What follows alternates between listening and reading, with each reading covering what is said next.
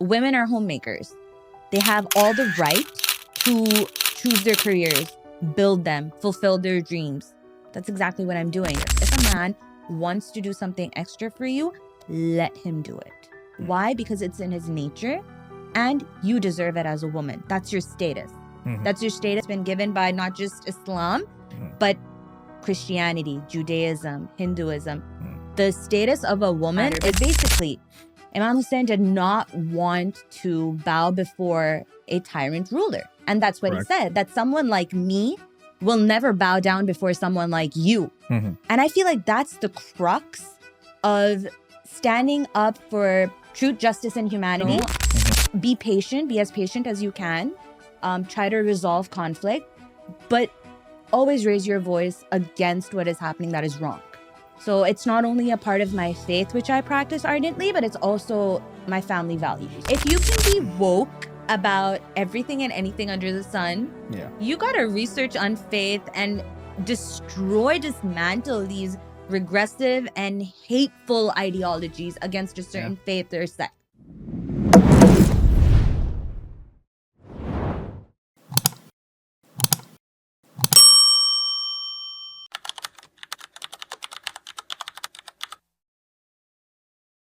When did you actually come here? Like, when did you move? I immigrated. I was born in Abu Dhabi. Yes. I immigrated here when I was around 3-4.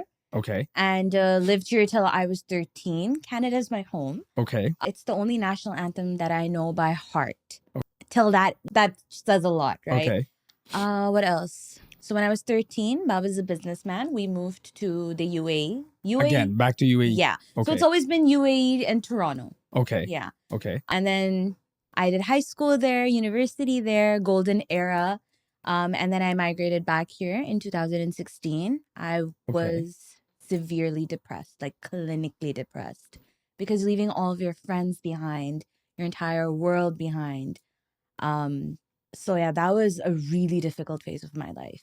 And was it like a family decision that you had to move, or? It was a family decision, because we were Canadian citizens. And because of that, my younger siblings' education, we were like, they might as well do it here. Because I went to the American University of Sharjah. It's one of the top elite schools in the Gulf. Okay. But it's very expensive. Even though I would score a scholarship, alhamdulillah for that, but it was still very exorbitant. So, wait, so you did your journalism in the Middle East and then moved here? Yes, that's right. And what was the motivation behind that? Like, why behind journalism? My journalism? Yeah. Why that field in particular? So I love this question because I go back to being a 4-year-old kid. Okay. And I used to force my cousins and my family to sit down. Okay. And I was very spoiled as a kid. I was a bit of a brat. You're the eldest? Sorry. Yeah, I was the eldest. Okay. That's also another reason. Okay. And the first in like my naniyal, my mom's side of the family. So I used to pretend with a hairbrush that it's a mic. I used to like host a show. And what struck me, it's really funny that Kuch Kuch Hota Hai, I think it's been 26 years since it released.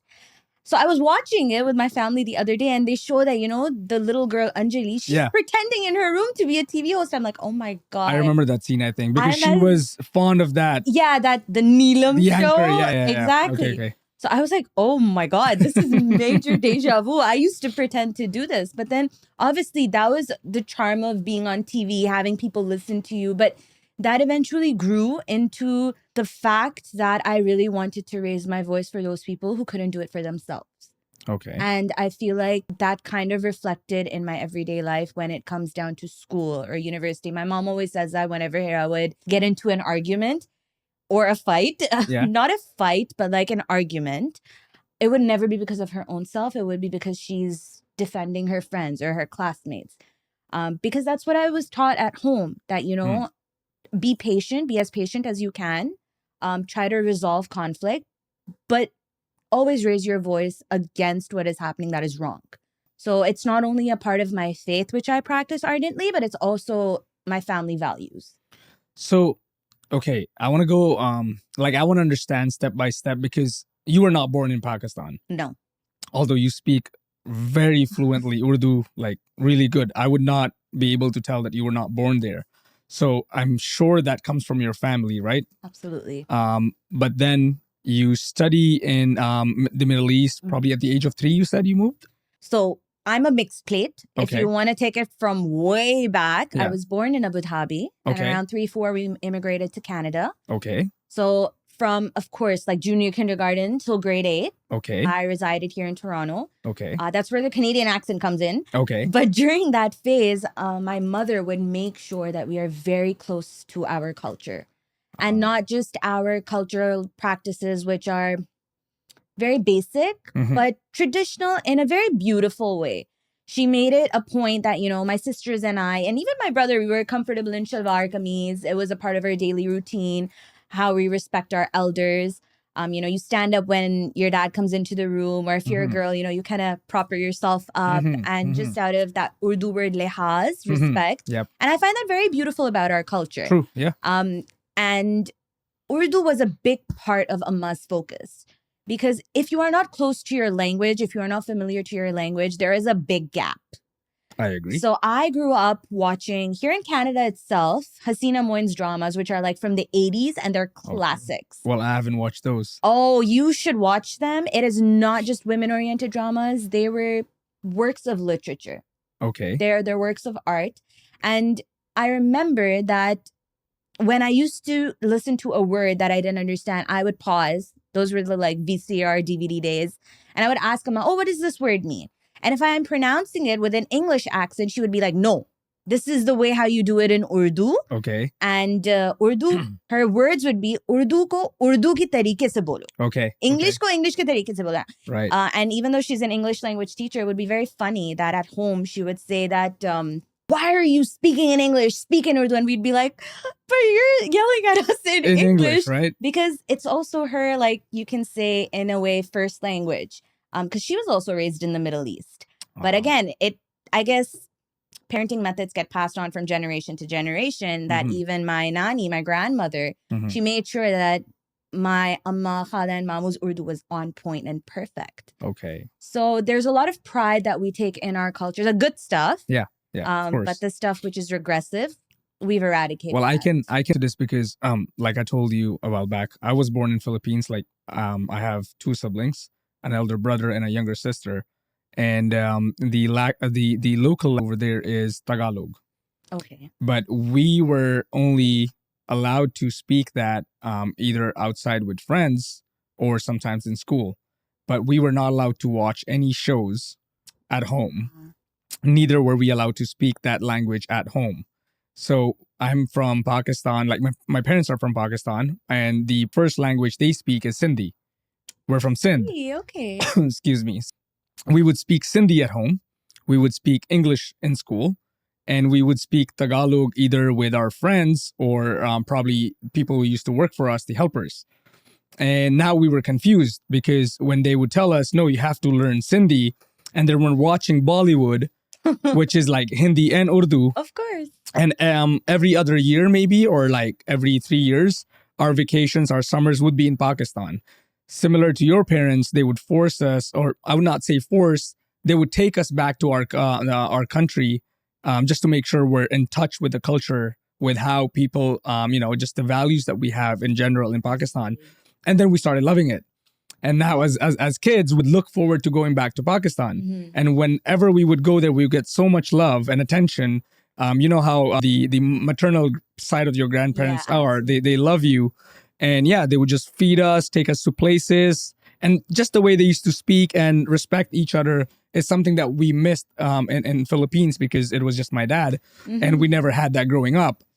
So that's where we learned our culture from. So I'm assuming we have something similar here, because you were also not born and raised in Pakistan. However, the culture and the values that your parents had, they passed on to you. And you probably as a child enjoyed it and liked it and tried to adopt to it.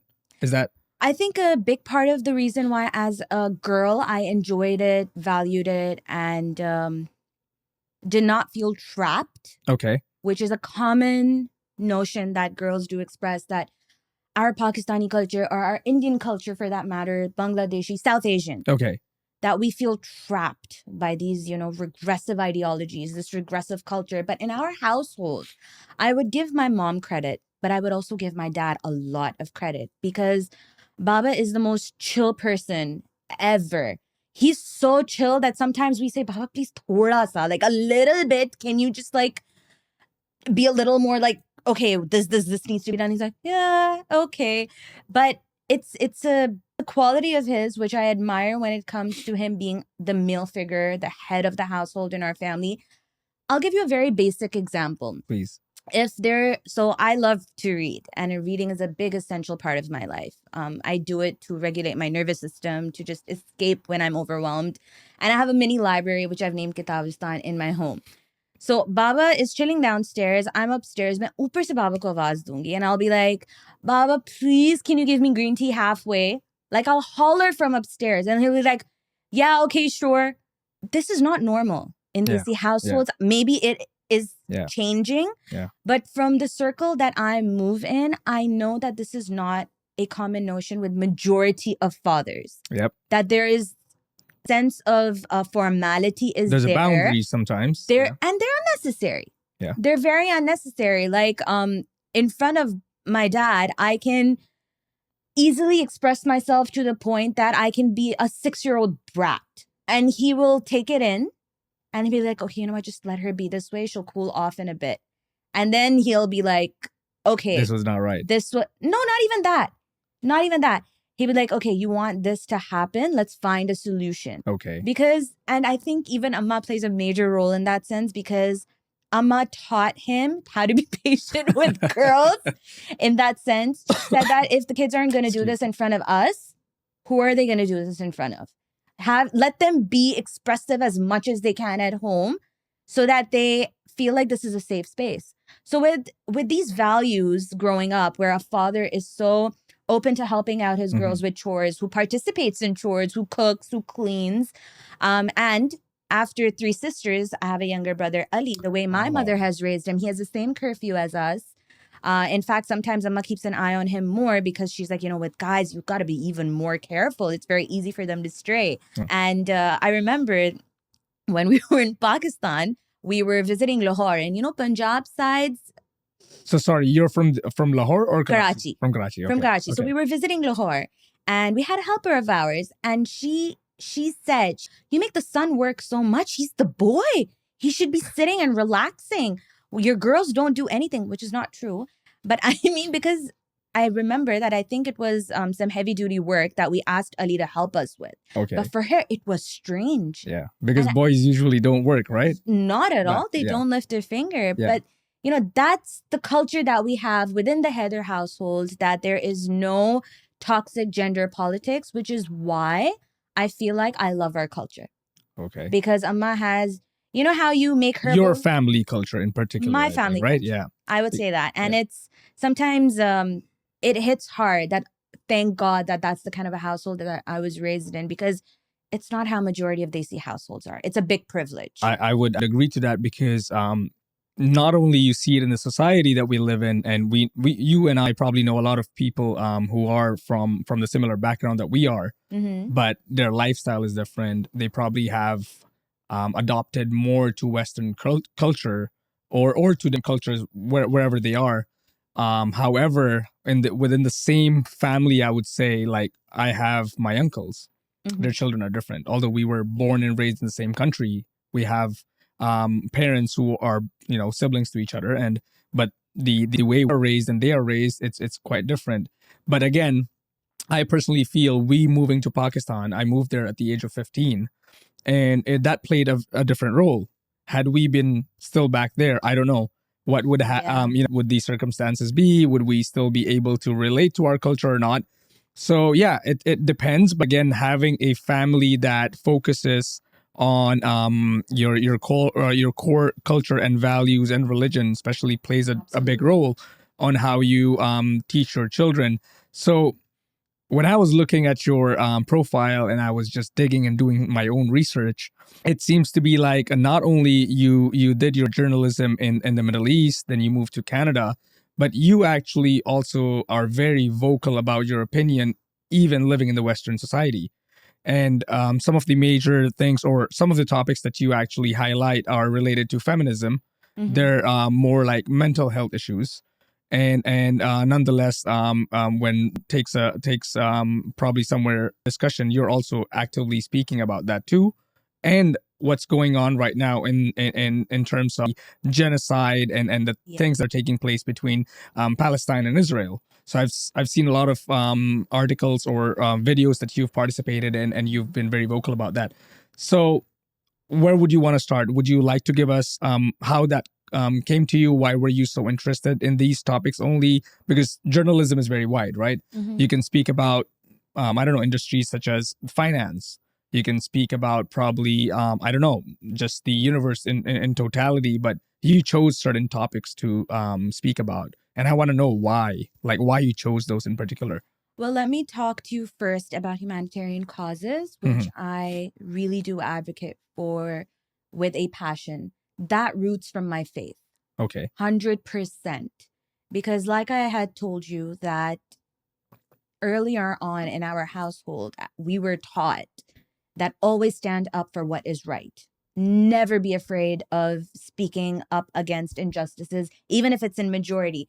And when I say my faith, the greatest example, I being a Shia practicing Muslim, is the example of Imam Hussein, who was the grandson of the Prophet and who refused to pay allegiance to a tyrant ruler at the time, who was Yazid ibn Muawiyah. Pick up the books, it's all there. If you want in-depth analysis of history, there's lots of matter. But basically, Imam Hussein did not want to bow before a tyrant ruler. And that's what he said, that someone like me will never bow down before someone like you. And I feel like that's the crux of standing up for truth, justice, and humanity without any kind of fear.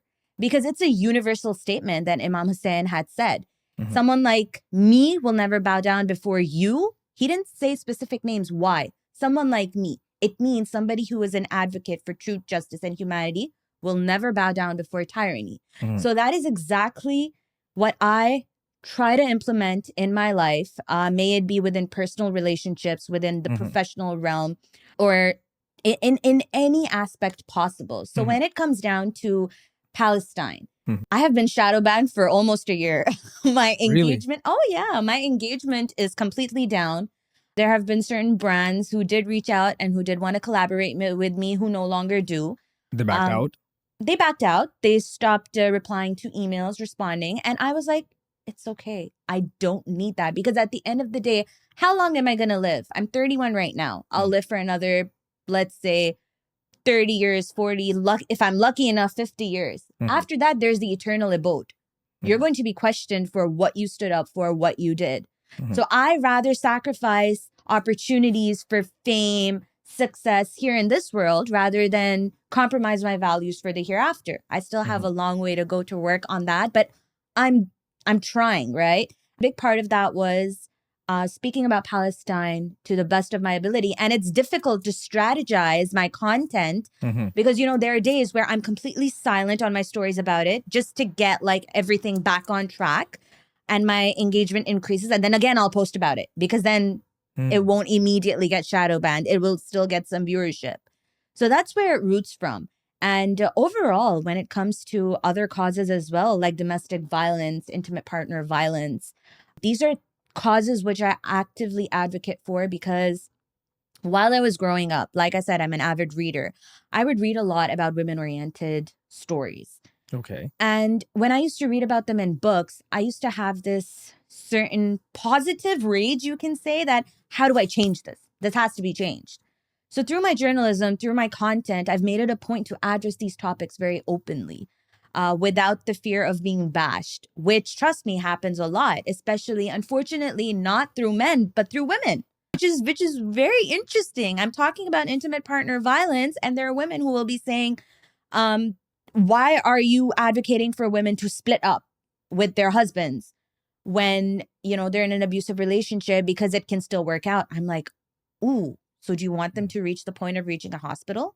My younger sister is a social worker. The stories that she has to tell without disclosing any confidential information are horrifying. And then as a journalist, the things which I read in the news interact with my following. There's so many women who reach out to me on like a daily basis. And they say that we were not even in a marriage, we were in a relationship. It was physically abusive, mentally, emotionally abusive, and we don't know how to get out of it anymore. But if not this guy, then we're going to end up alone. So there's so much that women are fed through other women that they do not leave certain abusive, toxic relationships. So this is why I advocate for it even more so, because again, you have to be on the path of being right. There's a clear difference. And this also, I think, is you would say in contrast, you would see this more in our society. And when I say our, it means people from the South Asian community, because marriage or relationship in our society is taken into, like, I don't know, life and death type of a scenario. I won't agree with you. Right? I will not agree with you. Oh, you will not agree with me? Nope. But I won't. Trust me, it is there. Everywhere? Everywhere. Okay. There's reasons for it. But generally, women overall, one of the greatest examples is that if you are socializing with a mixed group of women, mixed race, faith, ethnicities, those women who are engaged or married will have a certain superiority air to them. Okay. The kinds which are toxic, not all, don't get me wrong. Okay. Just because they aren't in a relationship. Now, no matter what that relationship would be, but they have this thing, right? That, oh, we're not single and we're not struggling, especially if you're in your mid-20s to early 30s. It's like an accomplishment. Yeah. They will make you feel bad by some sort of derogatory comment or just something absurd that's said. So it's not just, for example, I mean, there's so much. I can't pinpoint on it, but like on women who are single. Women who are single. And it astounds me because in today's era, I feel like women are choosing to delay their marriage for all the right reasons. It's not because, oh, we just like career. That's not the reason. It's the reason men that have become difficult too. Very. First of all, there's serious commitment issues. Second of all, even if there's something good going on, again, because of the commitment issues, they back out. I would also say another major reason is because there's too many options out there. For example, so I'm single as can be, and I believe in, don't get me wrong, I'm a hardcore romantic, but on my own terms and conditions. Okay. In the sense that there's a lot of people who suggested that, it's about time you get married. And I'm like, yeah, I would love to. But the next suggestion that would come was, why don't you get on one of these apps? And I just, without even thinking, I had said that, that's something I'm not comfortable with. Because as extroverted as I may be, or as open-minded as I may be, I cannot imagine talking to 5 guys at the same time and knowing that they're talking to like 3-4 girls at the same time. It's strange to me.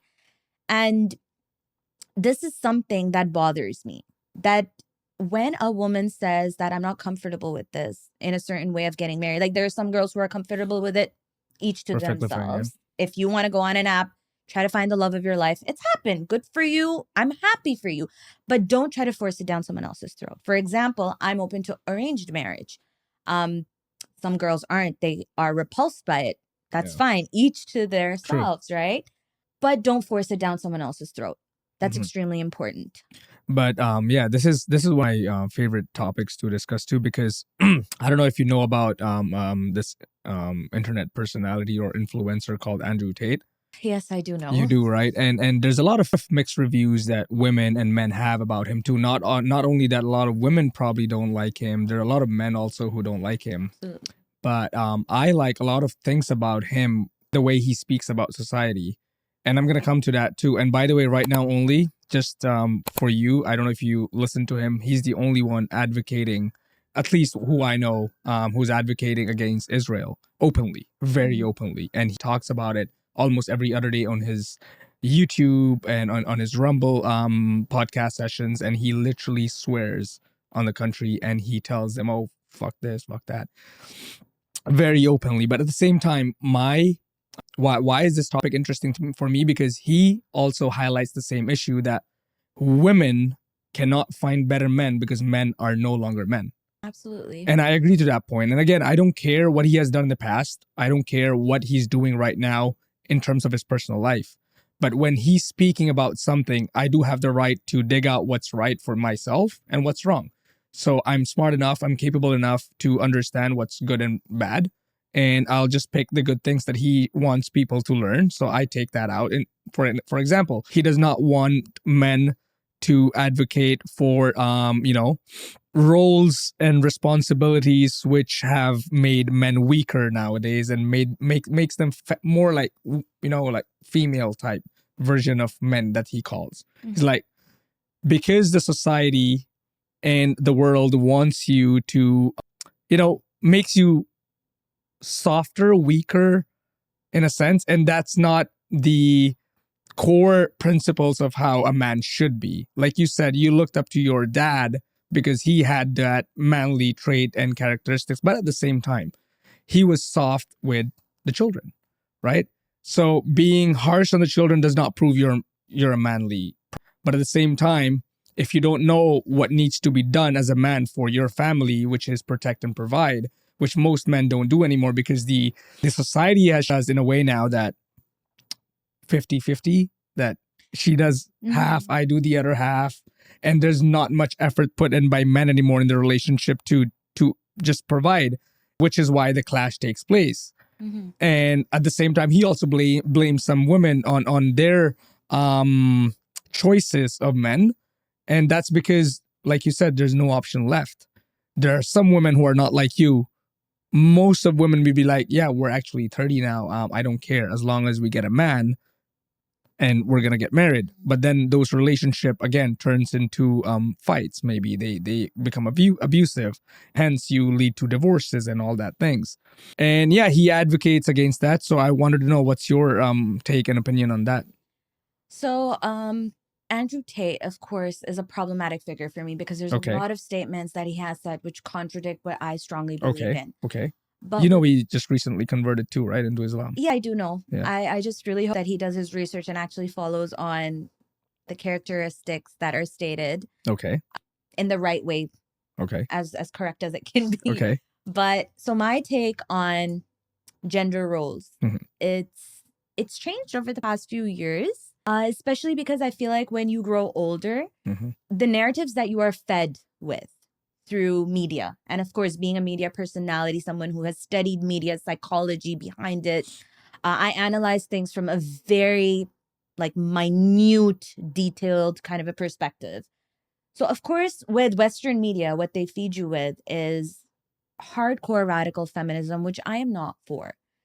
I root back to my Islamic roots because there are some brilliant figures in Islam who the Prophet's wife.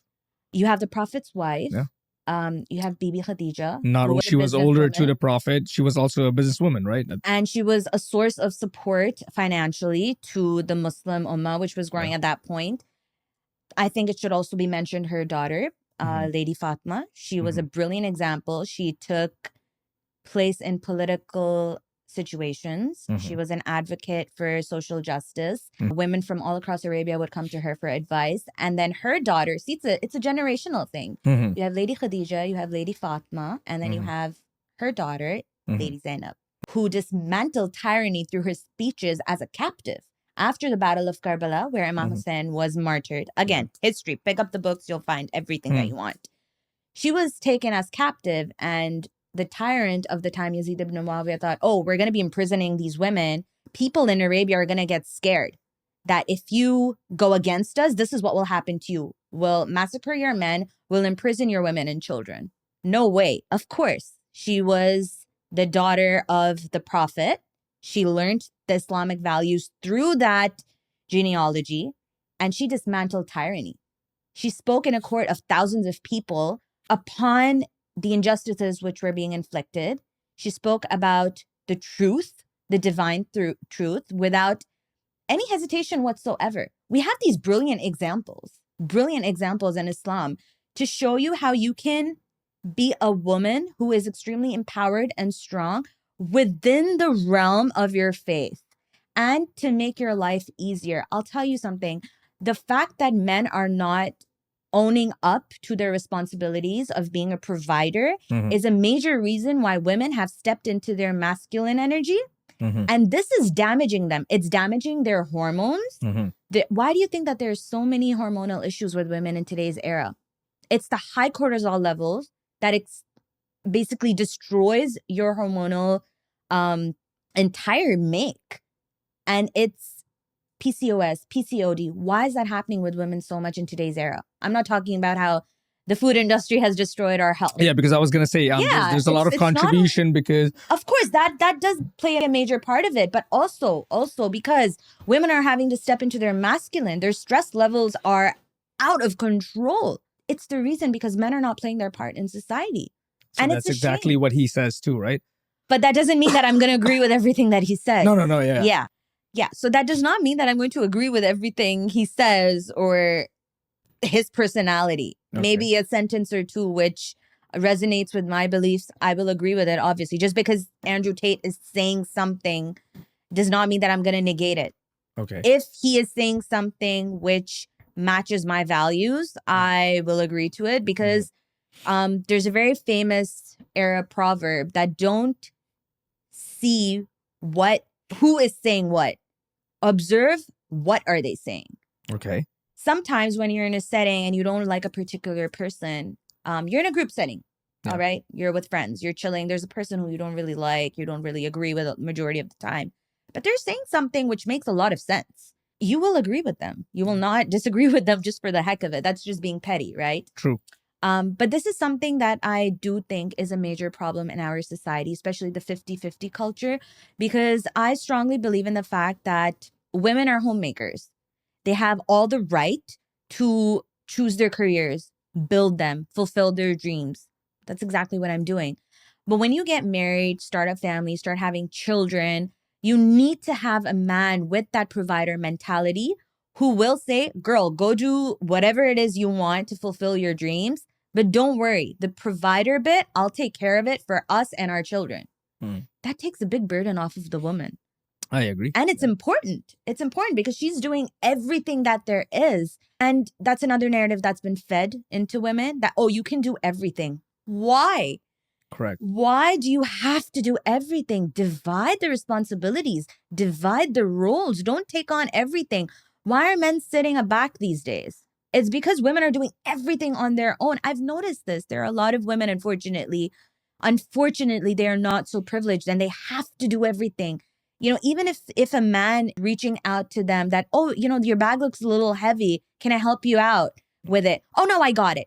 Girl, you're suffering with body ache. You're not in the best place possible. Let the man pick up the suitcase and put it up into the airplane's cabin. Yeah, there you go.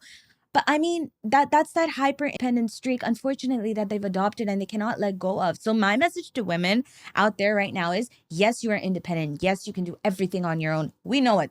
It's no rocket science. It's been there since the beginning of time. Women used to hunt during the caveman era. So we know you can do everything possible from that time till to date. But if you are in a relationship, if a man wants to do something extra for you, let him do it. Why? Because it's in his nature and you deserve it as a woman. That's your status. That's your status been given by not just Islam, but Christianity, Judaism, Hinduism. The status of a woman is quite elite, quite high. Till you don't understand that and till you don't let people treat you right, nobody will. Let them if they're doing so. Which is why you see a lot of relationship issues nowadays, and women are just not happy, so are men, because they know there's a lot of options out there, like you mentioned before, and they just keep chasing that options until they're probably reach their 40s, and they're That's like, a big problem, the options bit. Yeah. I agree with you. Well, I actually liked your point that you didn't want to get into these dating sites or applications because of the fact that if you're talking to someone, that person is talking to probably 4 or 5, and you actually gave a very low number. They're actually talking to 10 or 12 at the same time. Wow. Yeah. And okay, that's news to me. Yeah, they're that actually, is big news to me because I've never been on these apps, and I cannot.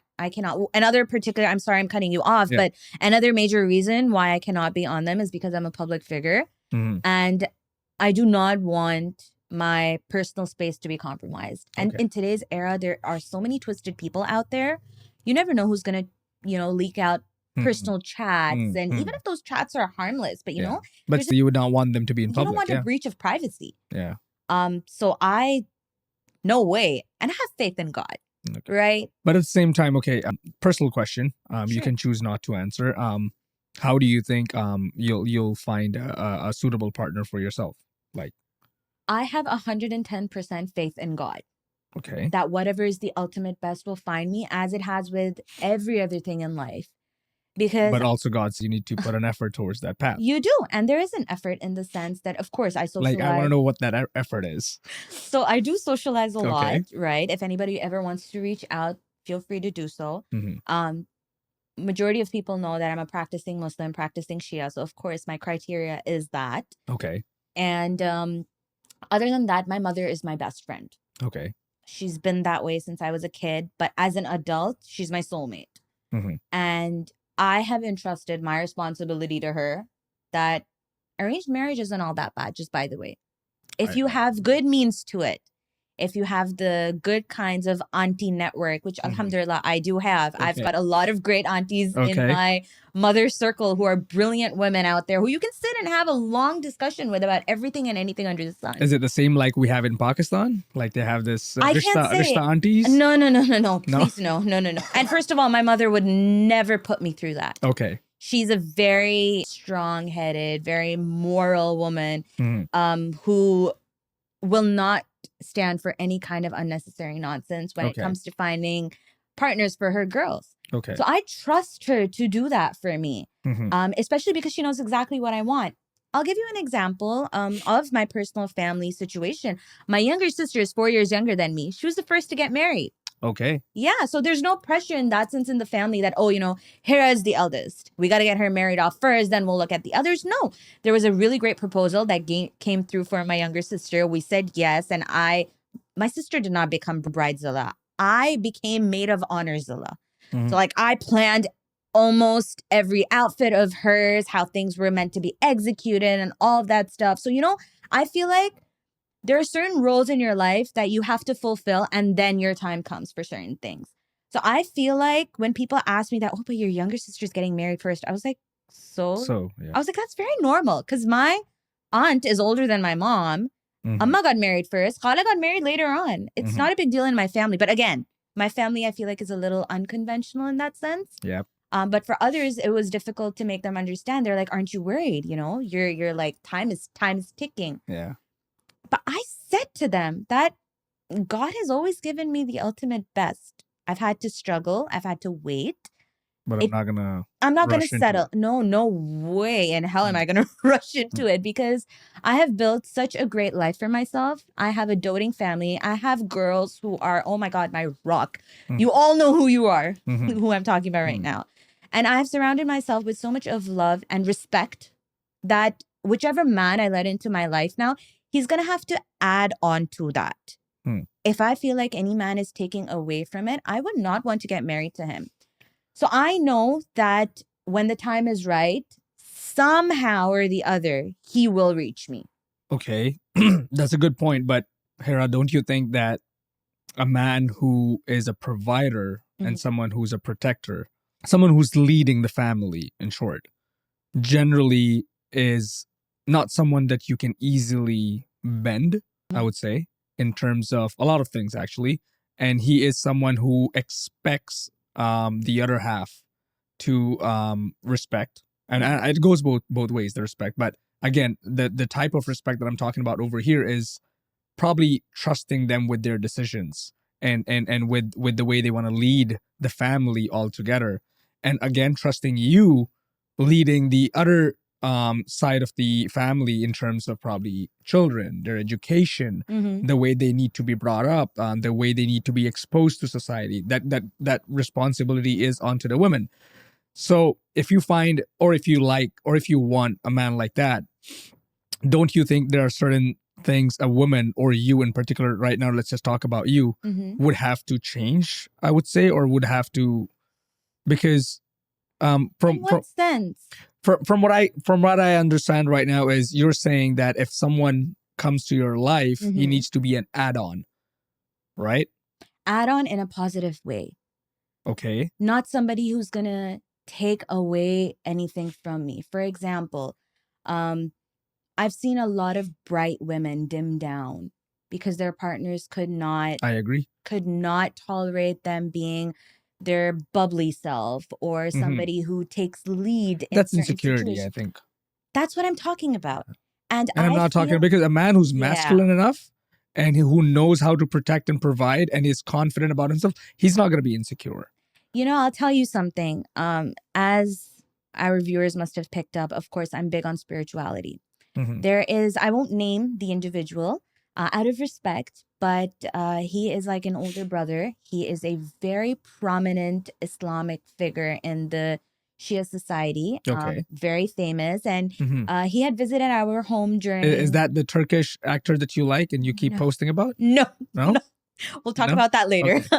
But he's an Islamic figure, and him and I, along with my family, he had visited our Imam Barga. Okay. And we had a spiritual talk, but then we talked about social aspects of the world as well. And the topic came up, like, you know, who is a good match for Hira? And he said it bluntly. He's like, the kind of a woman that Hira is, she'll need a very secure man. Somebody who is okay with her having her own mind, who is okay with her personality overall. Because, see, the thing is that I can take the lead 110% in any aspect of life. But if somebody else is doing it, I do not mind, as long as it's being discussed. I do not approve of dictatorship, especially because that is something which I'm not used to in our home. See, how you are raised at home plays a major part in choosing your partner. I've observed this. Over the course of these past few years, especially in the past 5-6 years, when girls are getting married, are getting into relationships within my circle. Those girls who were brought up in healthy family dynamics choose a really good partner for themselves, majority of them. But those who unfortunately have been in toxic households, their choices are very poor. Yeah. And it's a shame because they're amazing girls. They're brilliant. But now, again, since we're talking about me, I've been raised in the kind of a household where Amma and Baba sit together. They will agree to disagree, but they will respect each other's opinions and come to a mutual understanding. That is what I would look for in a partner. Okay, your example is a little different because you have some traditional values that you really hold high and you believe in it a lot.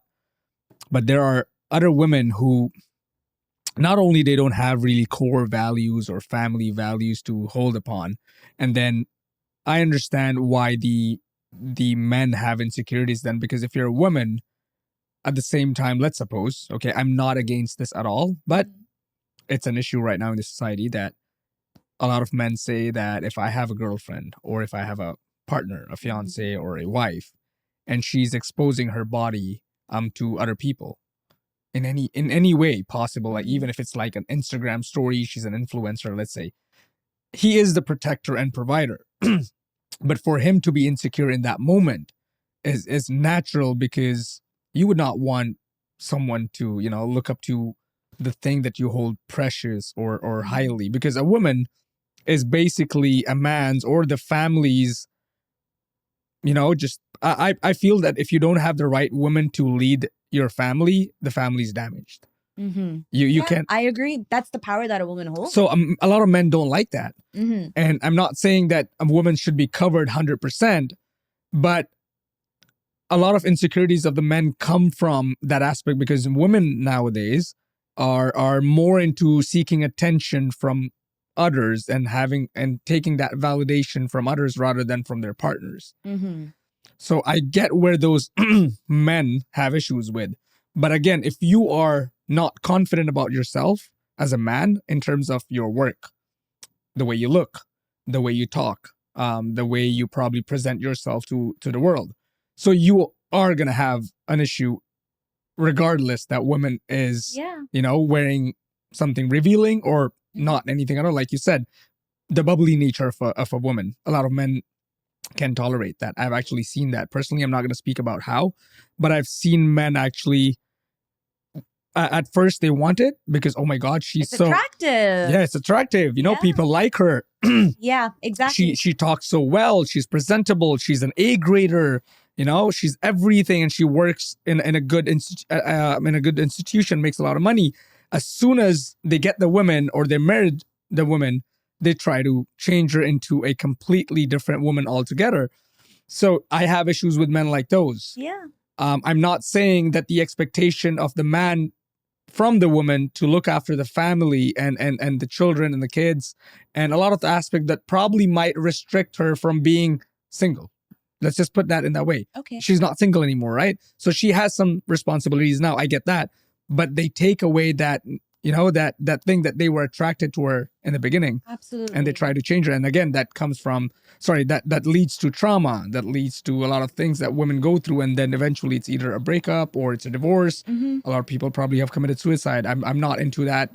I haven't read about that much, but my sister, like yourself, she's an avid reader, and she, when in college, I believe, and in university, she's been a scholarship holder most of her life, and she has done some publications too with regards to how women are suffering in the world in terms of acid attacks. I think there are a lot of stories that she used to post. Mm-hmm. So it's hard because what she also believes in and what I believe in, from what I have researched, it's a society failure altogether. The way we're leading our lives right now in terms of social media, it's a powerful tool, but at the same time, it's a very destructive tool. I agree. Right? Look at the children who are using TikTok, and I agree. if you don't get the attention, they're easily like, oh my God, I'm not beautiful anymore. I'm not good anymore. So I don't know, they do crazy stuff, and then eventually one way or the other, if they still don't get that attention, a lot of people I've heard on news and the same social media that they use and want to be exposed to is they kill themselves too. Yeah, definitely. A big part of, so apart from being a professional journalist, obviously I'm also a content creator. There's a variety of content that you will see on my platform. Mm-hmm. And through that, I've also gotten introduced to a lot of bloggers, content creators, and some of them over the past few years, you observe that they've kind of lost their ethics, values, their authenticity for that attention factor. And it's a shame because, you feel like, oh, they have major potential. They're doing great. But, just for their numbers, the following, they will do anything and everything possible. And it's a very scary thing to observe from afar. And I'll be very thankful to, my God, for always making it very clear to me that your numbers do not define you. And my family for always making me realize that authenticity matters the most. Because I remember that, when I had initially started, I used to get very frustrated that, I'm putting out my heart and soul. I cannot write till I feel it from the core of my soul. Mm-hmm. So I used to say that, I'm putting my heart and soul into my writing, into expressing, into addressing serious issues, mental health, feminism, social issues, whatnot. Mm-hmm. But they're not getting as many likes or views as these ridiculous content creators are. And I then just used to be like, does it even matter? And my family, initially, this is when I had just started, they used to say that it does matter. They used to remind me that, didn't you just share with us a few weeks ago that somebody said that you prevented them from taking their own life, or that you pushed them to get out of an abusive physical relationship? And these things have happened. Mm-hmm. And these things made me realize that even if one person is getting impacted by the content that I'm doing, it's enough. It's enough. And whereas numbers are involved, honestly, I don't pay attention to them anymore. Like I used to initially, probably my first year when I started in my earlier 20s. But now it's just something that's like, it's a hit or miss. I really don't care. I have an Instagram tribe who I love so dearly and who have been there through thick, through thin. And I'm saying through thick because I've addressed a lot of mental health struggles that I went through when I initially had moved here. And it was very lonely. It was like, you want to talk more about that? Yeah, of course. Basically, like, I have always been a social butterfly. Like, from the time of I was a little kid starting out in nursery, I always had a big gang of friends. Okay. And it was the biggest struggle, one of the biggest struggles in my life, to migrate from Dubai after university to Canada. Because see, Adam, Zahra, and Ali, my siblings, they started off school. So they were already put into an environment where they're going to make, it was not easy for them either. Immigration is never easy. Migration rather. Ahmad Baba started working. Everyone was busy. You know, post-graduation is also another time where you're like, ooh, what do I do now? Especially if you migrate. It's very difficult. That moment, those moments and that period of isolation, initially, obviously, I was clinically depressed because I was like, I cannot manage this. How do I manage this? And sorry, I'm not into the terminologies that relates to depression. So can you tell me what does clinically depressed means? Like you were clinically depressed. So I'll just make it a little clear that there was no medication involved that I needed. Okay. Which I'm truly grateful for, because I feel like it's easier to manage your depression when it's not that deeply rooted. Okay. Doesn't make it any more invalid or less, exactly. But it plays a major role. Like if you need medication for a mental illness, there's a lot of work that needs to go into that. But for me, there was depression involved. Okay. And it affected my overall health, like hormonal health, physical health. I looked 10 times older than I do right now. And I was just 24 at that point. When I look back at those pictures, I'm like, who is that girl? What's happening? Was it also because of fear of missing out what your friends are doing? It wasn't that. It was just the acute loneliness. Because the kind of friends that I've always made are very warm relationships. Okay. The kind of relationships where you sit and you talk about your happiness, your sadness, about life, philosophical, like genuine connections. Genuine connections. Like I can have acquaintances, but my friends are like my girls, my sisters. Okay. That's how it is, because I believe in investing energy in a very mindful way. So I basically had to pick myself up. My family, I don't know what I would have done if my family was not there by my side. If I feel like a big part of why I didn't go down that road of having to need medication for depression was because my family was by my side through and through. Okay. They never invalidated my feelings. They were there to pull me out of the darkest of dungeons. They understood what I was going through. What were some of the steps? Can you share? Just listening.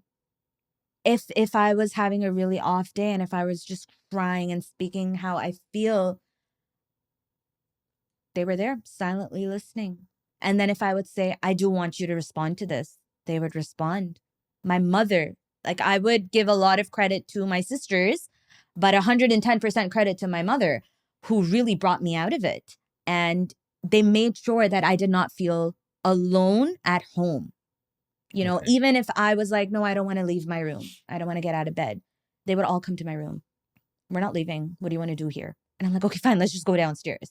And, you know, we'd put on some funny Govinda movie and just laugh to it. And, you know, in that moment, I would look around. And I always say this, that there's the Quran ayah that says that with hardship comes ease.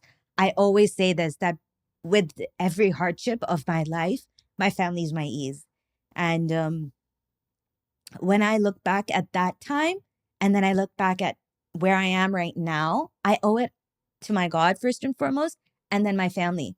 Because if they had not protected my mental sanity at that point, I would not be the Hira that I am right now. So one other thing which truly helped me through that time was reading.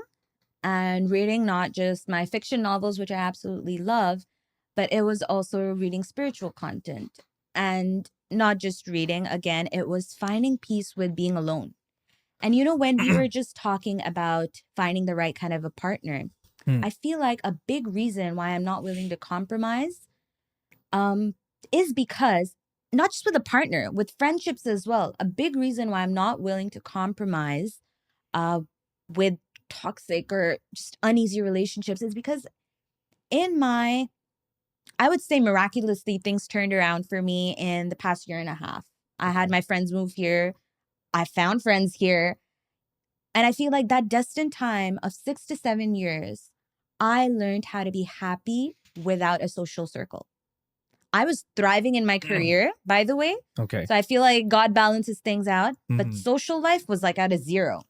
And that was here in Canada, right? It was here in Canada after migration. So the thing is that I became so comfortable with being alone and building a beautiful energy around myself that now I know that I'm not going to let just anyone in. And if there's a slightest negative vibe, I'm sorry, you're not allowed. Because if I can thrive in my isolation, I can thrive with a social circle as well. It's a blessing in itself, but I'm not going to let anyone into that space. So being comfortable in being alone empowers you. I did not know that. And that's what I learned how to do over the course of time. I learned what I liked, what I didn't like. I worked on myself as an individual, physical health, mental health, spiritual health, in all aspects and all means. Um, and yeah, it just grew me as a person. And at first I used to think that this is the phase which I'm going to completely block out of my life when the next good chapter starts. The next good chapter started a year and a half ago, thanks to God, but I'm not going to block everything that I learned. See, that's the difference between being depressed and being in a better state of mental health. That when I'm looking back at that time, I've learned so much. So I'm not going to block out those lessons, which are actually helping me now, right now, like when I'm socializing even more. So if I find anyone with the weirdest vibe, I'll kind of just distance myself that, no, I don't want that. I'm not saying that be intolerant towards different kinds of people. I'm talking about negative energy. So another thing that I wanna discuss about, and don't take this in a negative way, because just for the viewers too, I have lived in Pakistan for 15 years. And like I mentioned to you before, majority of my friends, like if I'm saying 95%, probably that's even a lower number that I'm saying. 95% of my friends are Muslims. And out of those Muslim friends that I have, most of them were like from your faith, the Shia community. And this is what is my personal view or learning or understanding of people from your community, is that their faith is stronger than the rest of the Muslims that I see. You're living in Canada. I have a lot of females that I know who live in Canada, just like you. Some of them born and brought up here. Some of them migrated from Pakistan. But their faith is very strong. Their values are very strong. Just like you, they would not indulge themselves, which goes against, their religion. I'm not saying the rest of the community or the people in that from the same religion, from Islam, do that. But particularly I find this, that people from Shia community have very strong rooted values. Like you cannot bend those values. I'm sorry. And this is not a bad point. This is a very good point. I want to understand, where does that come from? Because you were not born in Pakistan. Middle East is not a Shia promoting, you can say, society. In fact, there are a lot of issues that if you're from your faith, a lot of people from Pakistan don't even get tourist visas. And if you're, I know a lot of people who were working in the Middle East and they were deported, just because they share the same belief that you do. So there's a lot of that going on, but it does not take away the fact that people from your community, be it men or women, I have seen them just have the strongest of values, and they are not. I would not. They're not ready is not the right way. Maybe you can correct me in that, but they're just not accepting of anything else. Although they were not born and brought up in a society as such. So where does that come from? I've always wanted to ask this question to someone, and I personally, when I was looking at your profile, I was like, probably she's the right person to ask to, because you're not born and brought up in Canada, but you were not born and brought up in Pakistan, but you were in Middle East and then in Canada. Yet you advocate because you understand it well. Not only you're advocating because someone told you to. That's not the type of journalism I believe you follow. You, as long as you believe in it, that's how you are trying to share the message out there in the public. Where does that come from?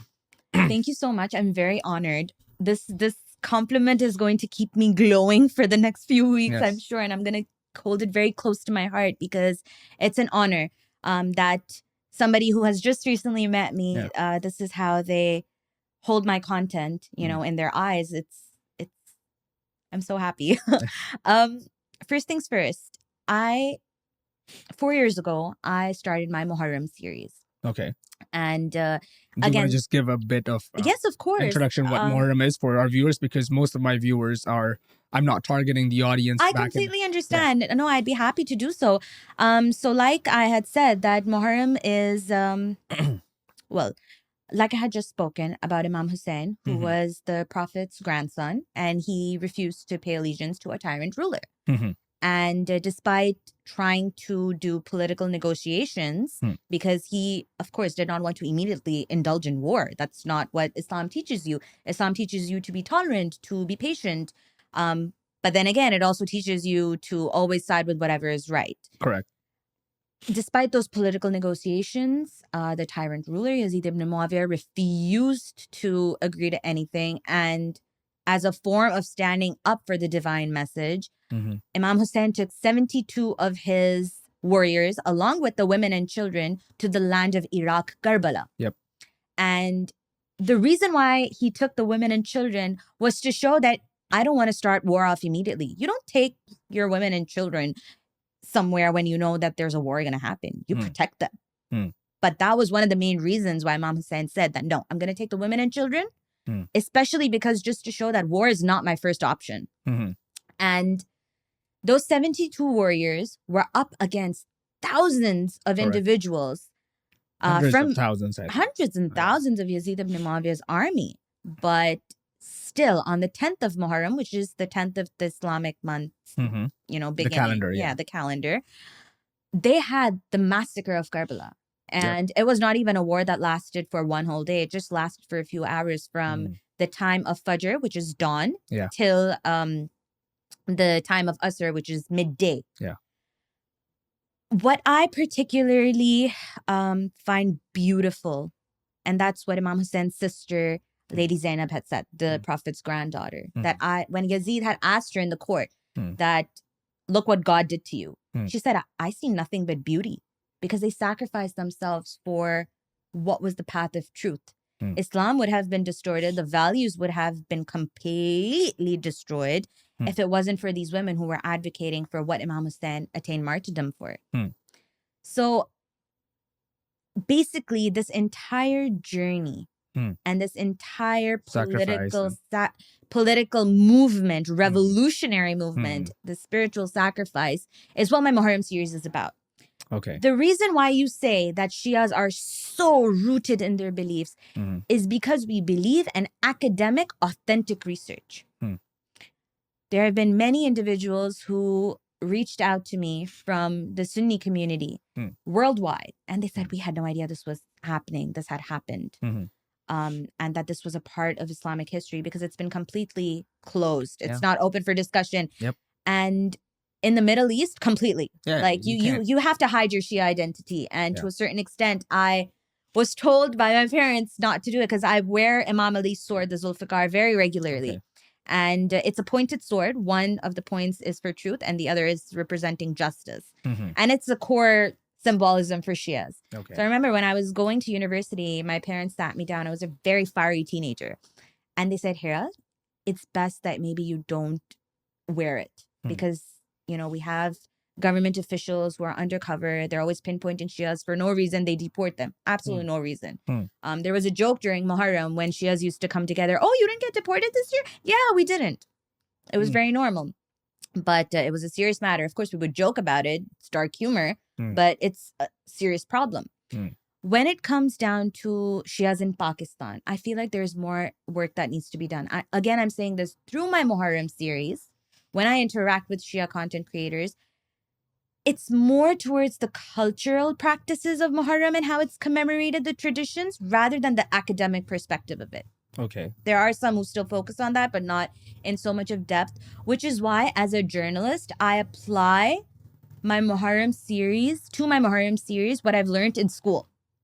It's doing research, providing authentic resources. And I'm not saying that I only focus on Shia resources. I have done extensive research in Sunni books as well, which basically prove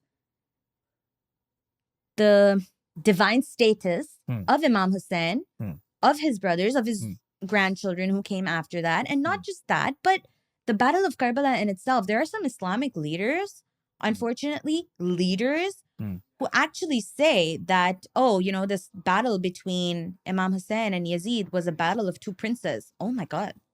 How can anybody sane say that? How can anybody who has studied Islam actually make that claim? And such Islamic leaders are in the most negative way influencing the masses, because you being a minority from Pakistan, I being a minority from Pakistan, we know the struggle of our people. We don't need individuals to, ignite that flame even more so with unauthentic information. Excuse me. So my focus is always to do my Muharram series in an academic way. You will find a reference for each post, for each tradition that is commemorated. You will find an explanation for it. And that is the reason why I guess Shias are so strong in their faith and their practices, because there's logic behind it. There's a lot of logic behind it. And particularly when it comes to Muharram, what I love is the fact that my intention to bridge the divide between Shias and Sunnis has, alhamdulillah, been a success. Thank God that he allowed me and gave me the chance to try being that bridge, because I have so many Sunni friends who never spoke about this, who now talk to me about it. Oh, what's Muharram? What's going on? You're going to Iraq again for a pilgrimage. You went here. What's the significance? They want to learn more. And the misconceptions are also eradicated through the posts. In fact, to be honest, the most purposeful that I feel in my existence is during that month, because Muharram is not just a time to mourn the widowed women, the orphan children who were tortured by Yazid ibn Muawiyah's entire commander's army, whatever you want to call it. Wouldn't even call them humans for the atrocities that they inflicted upon them. But also, it is showing you on how to be on the path of truth, justice, and humanity. You ask me about Palestine, why am I always advocating for it? Or any other atrocity that is happening in the world. For example, Russia and Ukraine. Exactly. Very excellent example. Why is it so easy for me to differentiate truth from tyranny? It's because my roots go back to Imam Hussein and to the Battle of Karbala. That is where it's rooted from. I feel like if you hold on to that bit of your Shia faith, you can implement it into any aspect of your life, and it helps you navigate through. Also, another thing is that it's not entirely the entire Shia community. There are a lot of Shias who aren't very practicing, and that's okay. But I think it's just about finding the kind of people who can answer your questions and be open to answering them. And if you feel like you cannot answer certain questions, refer them to somebody else who is a better option to answer those queries. For example, of course, I'm not an expert in religious rulings. And if anybody asks me questions about that, I'll be like, hang on, I'll get back to you. And I'll provide them with the right kind of an individual. Probably gives you also an opportunity to learn about it too, right? Oh, yeah. I love it when people ask me questions. It allows me to do more research. And I always say, Shia Muslimanon se zyada mujhe koi Musliman lagta nahi hai. To translate that, I feel like the people from Shia community, like the religion itself, are more believing of Islam than anyone else that I know. And why I say this again is the same reason, because when I used to hang out with my friends, I see that they believe and try to understand and learn what they've been taught by their elders. And the other side of the religion, and there are a lot of divisions too in Islam, right? I'm not going to talk about the rest of the 70, 80 divisions. Sects, but the others are just doing it for the sake of believing it and following it, but there's not much thought given to it. Whereas the friends that I've had, and they were like, when I moved to Pakistan, I was 15 years old. People at that age were keen to learn what happened, what history was. Whereas a lot of people don't even want to know what their religion itself is or what they ask you to do. So for me, it was very interesting. Although I've asked this question many times to a lot of people, the answers are always different. But I decided to ask you this question. I'm hoping I have not offended in any way your faith or tried to no, portray not that. at all. I'm because happy. I'm happy that I'm you mentioned this. really in general, I wanted to understand, because I see, I know, I'm not going to name the woman. I know someone who's been born and brought up in Canada. Until date, her values, her principles, and her faith is so strong. She's from your community, and she is just like you, not ready to just accept whatever changes this society wants you to make just because they look nice and they're easily to get even things like opportunities, money. She'd be like, no, it does not correlate with my faith, so I'm not gonna do it. Just to add on to the statement that you said, that like okay, I will not add on to it. It might be taken in another realm. Sure. But my advice to Shias and Sunnis alike would be, please do your research. Some practices of Shias are also very cultural. There's no sense or faith rooted like from it whatsoever. So again, please check what you're doing, what you're practicing. It's your moral duty to do so. Yeah. And Imam Ali says, the Prophet's cousin, his son-in-law, he says that learn your faith, do not inherit it. And I'm very lucky that my family gave me that chance to do my research. I was not the same Hira in the sense as well versed with certain knowledge, historical facts when I had moved here to Canada. When I started reading, along with my fiction books, which I absolutely adored and dote on, it was also spiritual books. That's where my research started. And I was like, whoa, this is a whole new world, literally. So my parents allowed me to do that research. Go ahead, do whatever you want. Go learn. And that's why my faith strengthened even more so. Because you made your own research. Yeah, exactly. And I advise Shias to do that as well. Being a Shia is not just about mourning in Muharram. It's about applying all the teachings that are taught through the Prophet's family, applied, implemented into your daily life. There is so much more to Shia faith than Muharram. And that's what a lot of people don't know. That's what a lot of people don't know. And that's why throughout the year, I make sure that I try my hardest to put it out there that, like, there are other practices that Shias do other than Muharram. Like, a misconception is the fact that you guys have a different Quran. And I'm like, yeah, if you still have these regressive ideologies about Shias in today's era, I'm sorry, you're illiterate.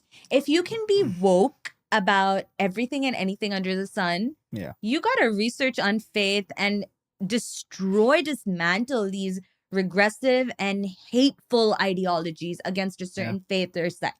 Yeah, when I was young, they used to say that, oh, you're hanging out with Shias. They actually say bad things about the Prophet's wife, Aisha. And I was like, okay. Then I started reading about it, what happened, why, and stuff like that. And I spoke to a lot of my Shia friends, and they're like, if there are some people who are advocating that, we're not with them, because that's not exactly what we know what happened. We know why people say things like that. But at the same time, it does not mean we would do the same. So in every religion, in every sect, you will find people who are just, like you said, doing what they've been told to do or just passed on without doing their own research. You practice your faith how you are as a person. For example, some people can be the most religious possible. They have the most toxic and negative personalities. It's like, whoa, okay, I'm going to just steer clear. Which is also a reason why sometimes I feel like, again, going back to women, I feel like, of course, other than the Islamic months of Rajab, Shaban, and Ramadan, which are very holy, very, very sacred, and the community comes together in a very spiritual and festive manner, Muharram and Safar, which are the other two Islamic months, are the mourning months, and, just reminiscing what had happened and seeing how we can implement all of those themes in today's era. A lot of girls and women have said to me, young women, not even mid-20s, like even girls, because my family, we hold a lot of religious gatherings within our own home. So many girls and women confide in us, our family, if they're going through any issues, if they felt secluded, they come to our home for those religious gatherings, and they say that we don't feel comfortable anywhere else because in those spaces, we're looked down upon, we're judged. Yeah. And it's so strange to me, because Like I always say this, that imagine it's the day of judgment and the person you look down upon for not being faithful or spiritual enough is entering heaven before you. Who's the clown? True. So if you are a truly righteous person, if you actually want to follow faith in the most beautiful manner, do not be judgmental. Do not make anybody else feel like they are less, because you never know, somebody who's trying to come onto the right path, if you're the one to shove them off, they're not going to be answerable. They will in a certain way, but you will be even more so. Correct. So I feel like this is also something which is important, to create safe spaces for people who are trying to get closer to their faith, to their religion, be more welcoming. And I always say this, that the right kind of people who are actually following a faith are going to be those ones who are very soft, polite, who are strong in their values, but they're not derogatory. Okay, just to end the session on a lighter note, you being in Canada and especially the GTA region, where do you hang out? Like, what do you like doing? Where do you eat? God. What are the halal places that we can go to and have? I can recommend some because I go to a lot of. Are you a downtown boy? Yeah, I am. I live in downtown. Yeah, but well, I'm a Saga girl, so you guys already know what but I'm I'm gonna always say. I'm always I'm found in Mississauga most of the time, especially if I want to eat with my family. So it has to be Ridgeway Plaza.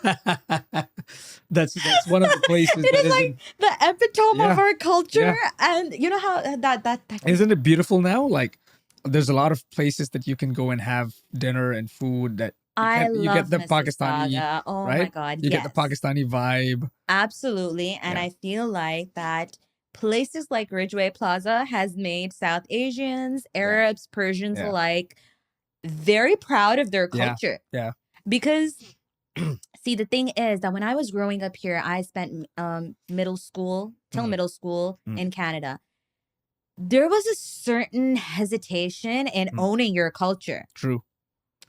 Lots of individuals would not bring lunch to school because it was too desi. You know, I'm not going to bring a paratha roll, or I'm not going to bring pulao. Yeah. Or biryani, obviously I'm not or I mean nahari halim ko zyada ho jata, it'll be a little too much. It becomes messy, right? Yeah, of course. But like even like basic, like even if you have a kebab in a sandwich, no, it's too brown, I'll just take a regular bologna sandwich. But now you see that because there is so much of exposure to different cultures, that it's accepted, it's even cool. Yeah, you find a lot of people from who are not from our country at all, or even share the same background as ours, actually enjoying the same meals. I find it very heartwarming to see people in Mississauga, teenagers, and young people who are like age 12 to like 18, you can say, with like a mixed group. Yes. They're owning their culture. Correct. In Ramadan, they're going to be walking around in abaya, like how you see people in Dubai. You're going to be seeing girls walking around in like their stylish khadi kurtas. They're owning that culture. So I love to see that. And I feel like places, Ridgeway Plaza, so it recently basically started up a few years ago. You would say 2-3 years ago. 2 years, I think. A little after the pandemic. Pre-pandemic, when I had just moved to Saga, there were a few places like that. But the sense of community that Ridgeway has created. It's traffic all the time. It's traffic all the time. A lot of people actually do complain too, by the way, the neighborhood. But yeah, it is. Have you tried Kebabistan? I've tried a lot of places in Ridgeway. My goodness. No, Kebabistan is not in Ridgeway. Kebabistan, I have heard of it. It's a friend's. My friend owns that. So he has this cart, a food truck type of a thing, which is decorated in the Pakistani truck version that we have, and they have really good barbecue. You should try it. It's halal. Okay. And it's located at a petrol station, but they're outside in the corner. So a lot of families also from India and Pakistan go out there and enjoy it. It's an open. Nice. I'm not sure if the weather right now allows you to do that, but at least you can go and take out or just try it out. Maybe I'll add it to my list, definitely. Yeah, if because you're mentioning it. Yeah, because I'm assuming you only go to try halal places, and this is one of the places you should try. Definitely, 100%. And yeah, so thank you for sharing that. And I've already shared your Instagram handle by now once this video is uploaded. So yeah, I hope a lot of people can reach out to you for the topics that we discussed. Absolutely. And if they have any suggestions for you, I'm sure the viewers can just comment on this video or probably let you know. And yeah, Thank you for Thank you. inviting me. I feel like I spoke about a lot of things that I haven't done till to date. We might even have a second session sometime soon. You know, I in the would future. love Yeah. to. I would love We'll to do that. touch upon other topics that we probably missed or could have still discussed in detail. But Definitely. I really appreciate your time and the things that you shared with us today. Thank you so much. Thank you.